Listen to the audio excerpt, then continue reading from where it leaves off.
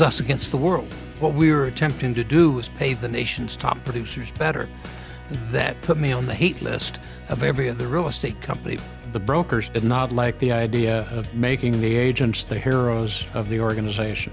We figured that the agent was doing all the work and taking most of the risk, and yet only getting half of the compensation. High commission split was a big part of what we had going for us in the beginning. The advantage of that was that you would attract the full-time, experienced producers in the business.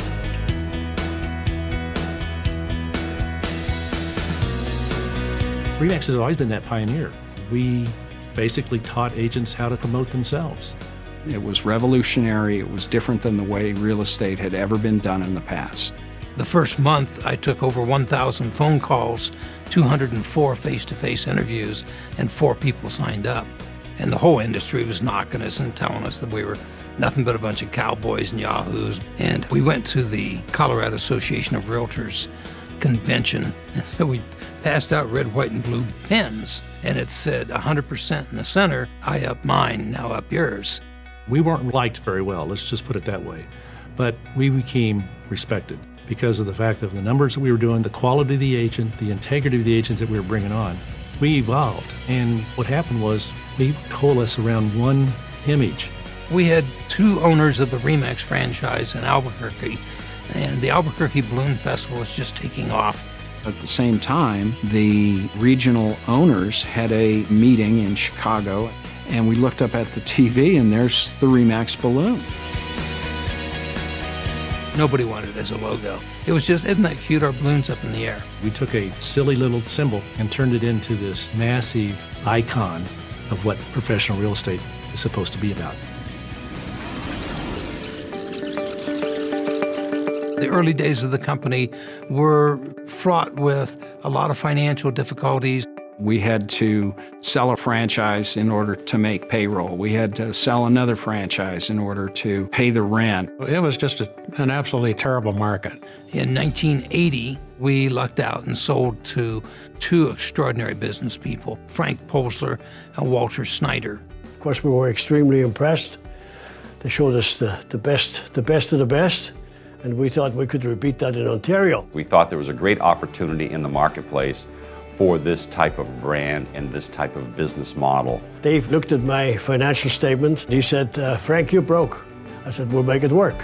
They convinced us that they could do the job, and they totally turned the company around. Frank and Walter understood franchising. They fell in love with our concept.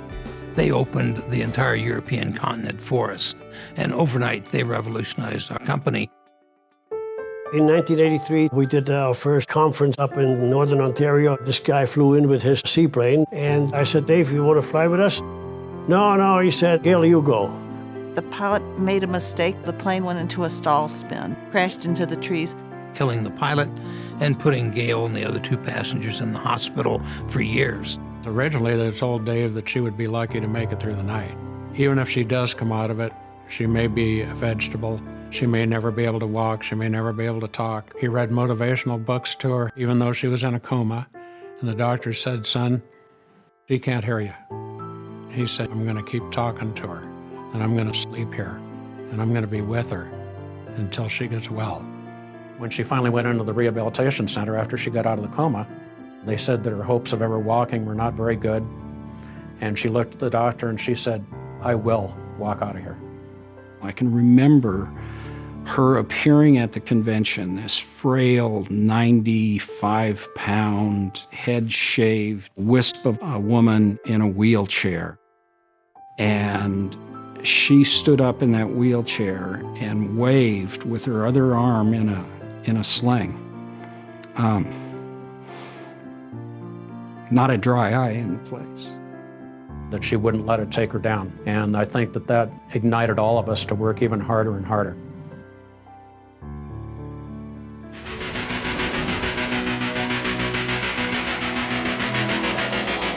By the 90s, we were booming.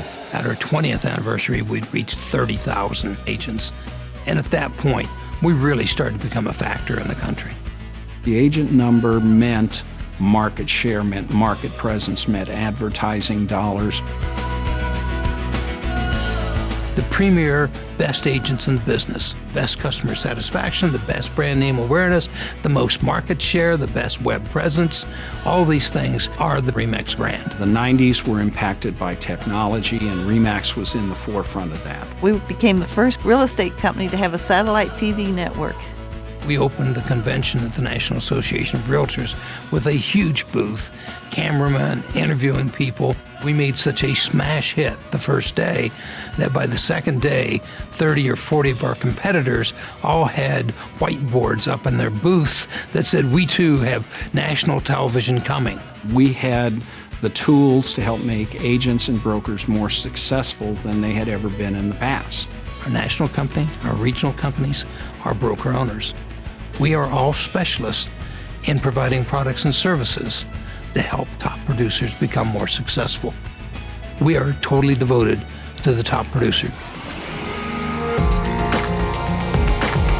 By the time 2000 rolled around, Remax was the significant player in the real estate industry in all of North America. We went from country to country and started seeing the immediate success. We were established. We were the go-to company. We had a national presence in the media. It was inevitable we'd become number one. Remax survived the difficult markets for the same reason that we prospered in the very good markets. We said, batten down the hatches. This is going to be the toughest one we've ever seen. Dave, being the visionary that he is, realized what agents needed to do was change the focus of their business. First, we saw the unbelievable number of foreclosures and REOs coming and said, you've got to prove to bankers you can handle REOs. It's going to be the business we have. We started teaching the CDPE course and pushed the short sales. We went to Fannie, Freddie, FDIC, Treasury, and HUD. We helped them rewrite the short sale rules. So we embraced the changes. If you have a company that's built with the very best brokers and the very best agents, it's going to prosper. To be affiliated with the best agents, the best broker owners and managers, it's been the best 40 years of my life. There's no words to explain how much we appreciate the real estate agents and broker owners that work with us. They built this company. It was a passion for the organization. It was an absolute love for the people at Remax, and we never lost our focus.